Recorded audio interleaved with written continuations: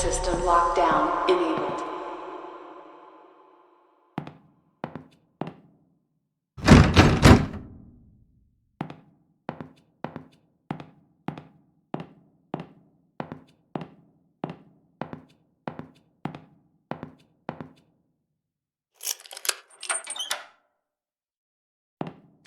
Ever since my first day working here, I've felt a little strange.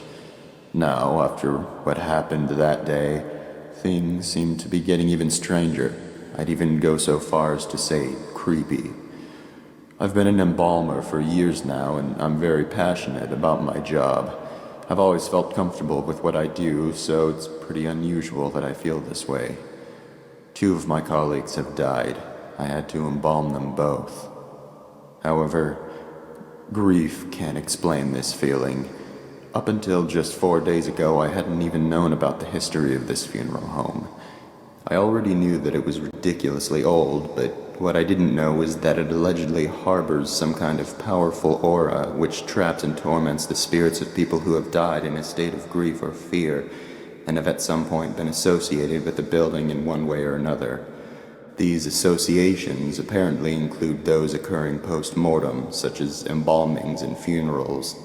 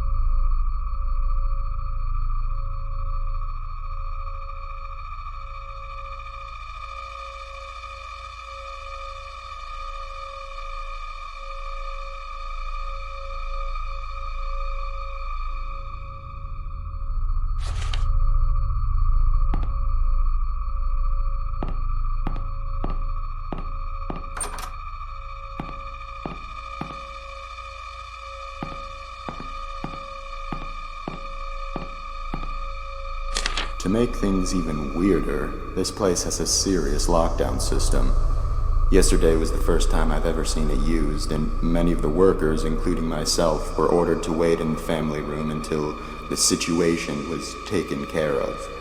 No one I've spoken to about it knows why it was done, or at least they won't say. All I know is that these safety glass windows and electronic gates appear to be designed for keeping things in rather than out.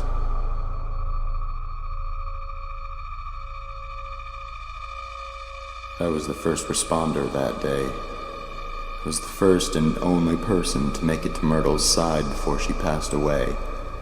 She managed to give Sullivan a parting "I love you" on that baby monitor, but that was the last communication they ever had.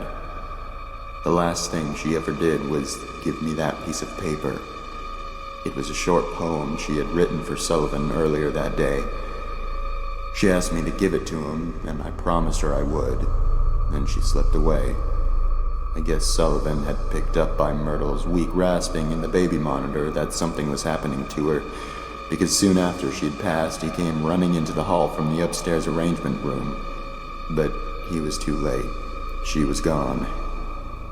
That's when he broke down. I'd never seen him show so much emotion towards Myrtle before. Then, of course, the rest happened. I'll keep my promise, even now. It's all I can do for my dear friends.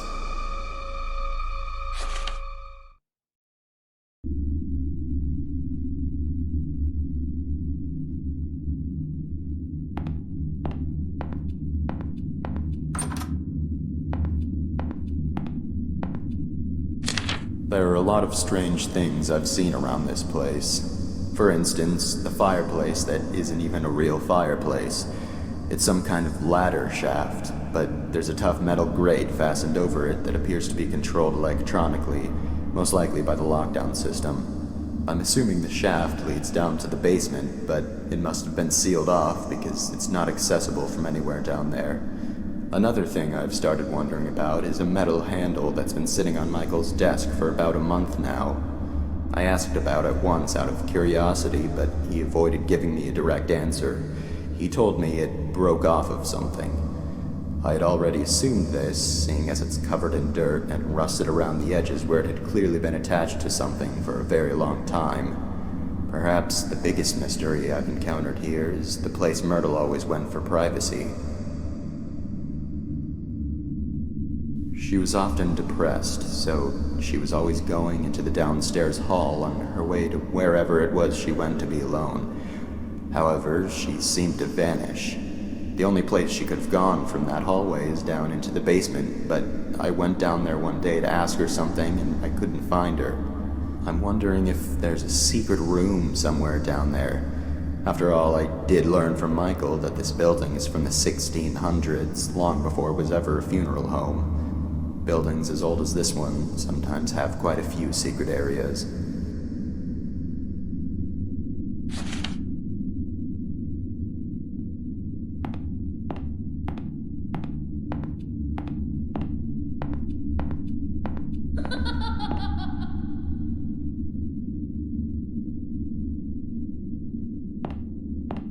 They still haven't buried them. Sullivan has been lying in his coffin now for 2 days, and Myrtle for 3. Because Conrad refused to touch Myrtle's coffin after her funeral, it had to be put aside so Sullivan could have his. Conrad still simply doesn't want to have anything to do with the burial of either of them, even if all he's doing is preparing a future grave without actually touching the coffins. I'm starting to wonder if he had some type of unpleasant encounter with Myrtle and Sullivan's coffins, or he heard some absurd rumor about their corpses. What's sad is that Myrtle and Sullivan don't have relatives who care enough about their burials to actually do something about this. Michael was embarrassed to have to tell all the relatives and friends that the actual burials couldn't be held yet. Even so, none of them objected. Maybe they just didn't see a point in doing so, considering the person they would be doing it for is already gone. I don't know. As far as feeling nervous around coffins, I do get a strange vibe now in the visitation room. The atmosphere in there is starting to feel different. The air feels heavier, a little bit oppressive even. It seems to be more noticeable today than it was yesterday. I'm not quite sure if I believe in ghosts or not, but it seems to fit what I've heard before about locations having uncomfortable, negative energy due to evil or extremely upset spirits. Maybe it's just normal stuffy air. There aren't any windows in there, and it is the middle of summer.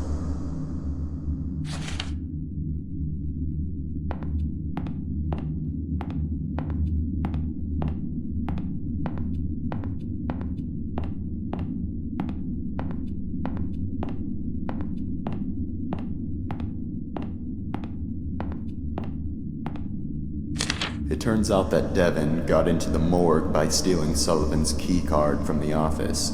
Mrs. Raines had been in there and forgot to lock it when she left. Nobody knows exactly how the kid figured out the passcode, but considering what a flake his mother is, that's probably just something else she inadvertently compromised. They're burying Sullivan with a few of his belongings from the funeral home. I guess because he had worked here for so long and was so loyal to his job. Michael revealed that one of those belongings is Sullivan's key card. Of course, they would need to deactivate it from the system to avoid any breaches and the chance that it was stolen, but then again, Mrs. Raines would be the one who would do that.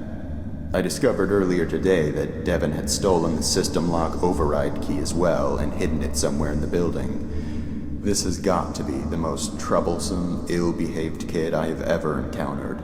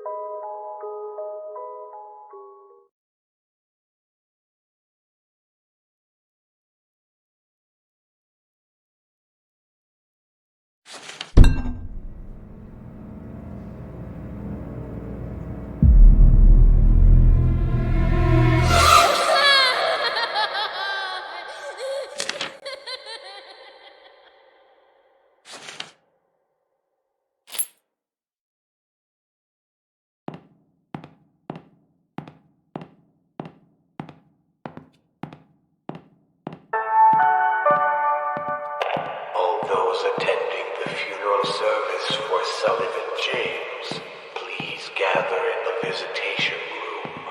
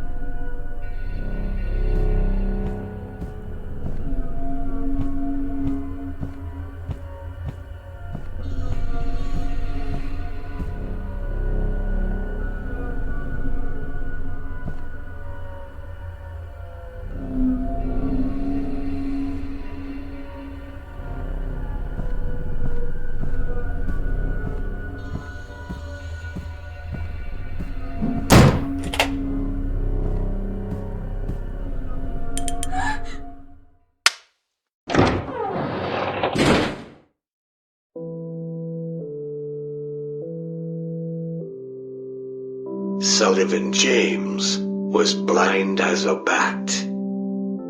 Sullivan James fell down flat. Sullivan James is withered and blue. Sullivan James is coming for you.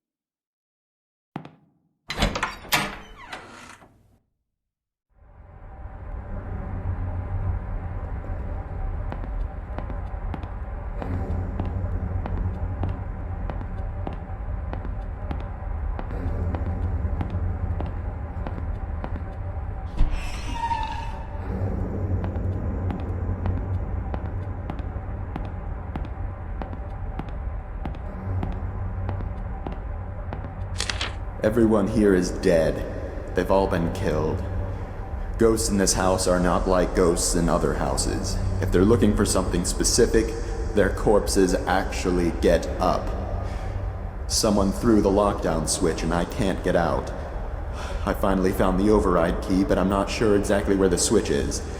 Although I might have an idea. I remember overhearing a conversation Michael was having a few months ago about something which was located underground. I'm confused as to whether or not this underground location is the main basement where Myrtle's coffin is. I went down there a while ago and looked around, but it appears to be mostly a storage space. Maybe I missed it. The basement is extremely dark, even with a flashlight. Maybe I need to go search again more thoroughly. I need to find the switch. My very life depends on it, as do the lives of many future wanderers if this doesn't stop. One of the most unsettling things about this funeral home is that after a while, you start to feel as though it's hanging by a thread and on the verge of collapsing, prevented only by the mysterious force that fills the building. It's such a strange feeling. Maybe I'm not the same skeptic I was before working here. But where is that damn switch? In the deepest part of the house.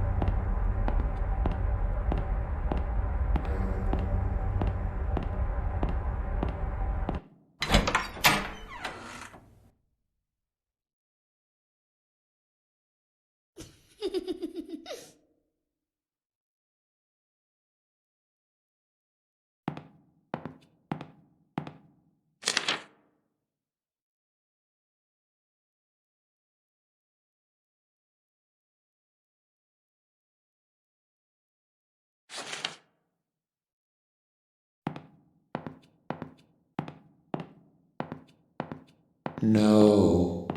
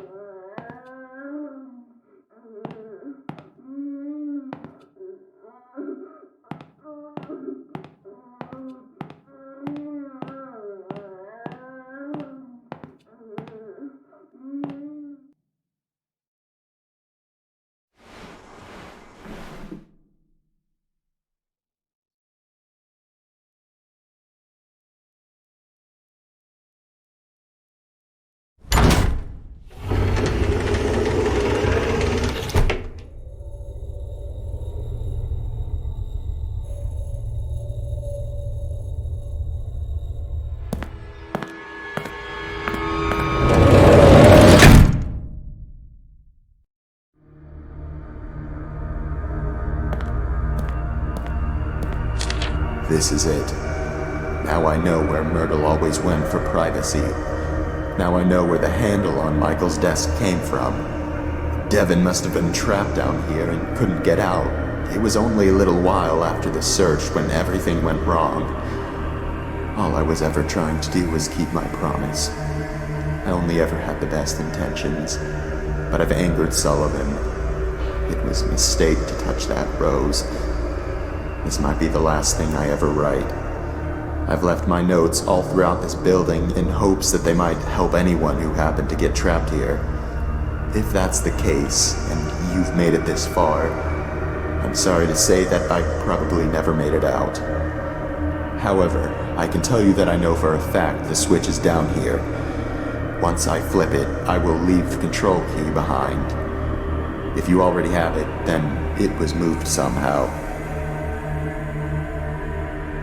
Nonetheless, there's one last thing I can give you, and that's a promise.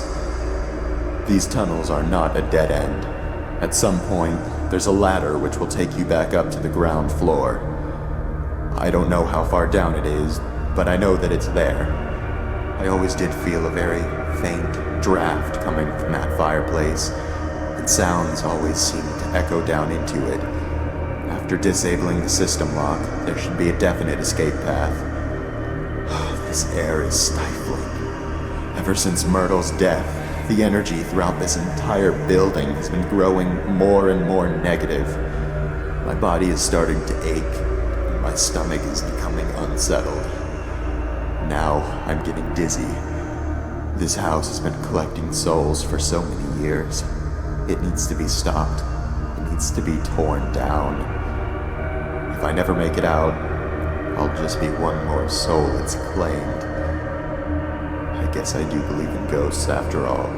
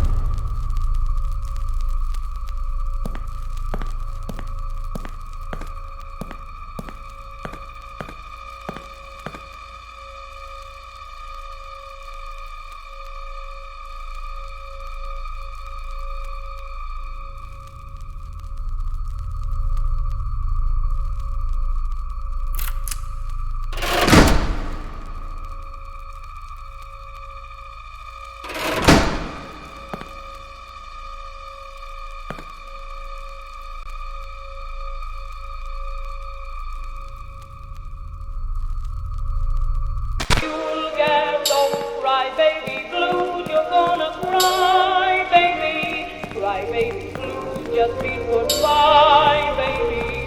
Sugar all mine, you're so refined. You won't do this, you won't do that. Now what's on your mind? Cry, baby, blues, you're gonna die, baby.